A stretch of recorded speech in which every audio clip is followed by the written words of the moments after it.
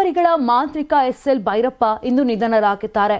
ಭೈರಪ್ಪನವರಿಗೆ ಪ್ರಧಾನಿ ನರೇಂದ್ರ ಮೋದಿ ಎಂದರೆ ಅಚ್ಚುಮೆಚ್ಚು.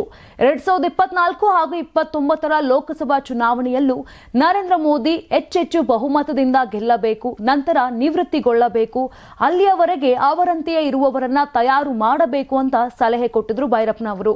ಮೋದಿ ಕಾರಣದಿಂದಲೇ ನನಗೆ ಈ ಪುರಸ್ಕಾರ ದೊರೆತಿದೆ, ಇಲ್ಲದಿದ್ದರೆ ಬರುತ್ತಿರಲಿಲ್ಲ, ಇದರಿಂದ ಖುಷಿಯಾಗಿದೆ.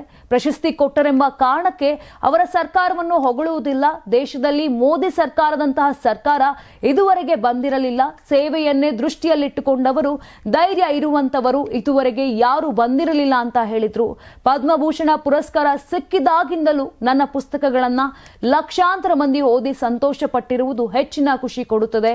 ನನಗೀಗ 92 ವರ್ಷ ವಯಸ್ಸು. ನಾನು ಸತ್ತ ಮೇಲೂ ನನ್ನ ಪುಸ್ತಕಗಳು ಬದುಕುತ್ತವೆಯೇ, ಪ್ರಸ್ತುತವಾಗಿರುತ್ತವೆಯೇ? ಪ್ರಸ್ತುತವಾದರೆ ಅದೇ ನಿಜವಾದ ಪ್ರಶಸ್ತಿ ಎಂದು ಆಗ ಕಾದಂಬರಿಕಾರ ಭೈರಪ್ಪ ಹೇಳಿದ್ರು. ಈಗ ದೇಶ ಬಹಳ ಪ್ರಗತಿ ಸಾಧಿಸಿದೆ, ಅಂತೆಯೇ ಸವಾಲುಗಳು ಇವೆ.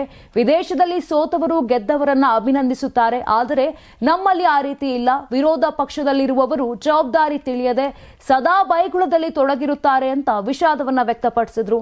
ಇನ್ನು ಎಸ್.ಎಲ್. ಭೈರಪ್ಪನವರ ನಿಧನಕ್ಕೆ ಹಲವಾರು ಗಣ್ಯರು ಸಂತಾಪ ಸೂಚಿಸಿದ್ದಾರೆ. ಪ್ರಧಾನಿ ಮೋದಿ ಅವರು ಕೂಡ ಭೈರಪ್ಪನವರ ಜೊತೆಗಿನ ಫೋಟೋವನ್ನ ಹಂಚಿಕೊಂಡು ಸಂತಾಪವನ್ನ ಸೂಚಿಸಿದ್ದಾರೆ.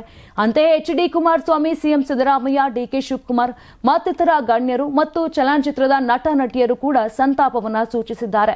84ರಿಂದ 50 kg ಬಂದೆ, ಆಮೇಲೂ ಸಣ್ಣಗೆ ಫಿಟ್ ಆಗಿದ್ದೀನಿ. ಅದಕ್ಕೆ ನಾನು ಯೂಸ್ ಮಾಡ್ತಾ ಇರೋದು ಜೀನಿ ಸ್ಲಿಮ್.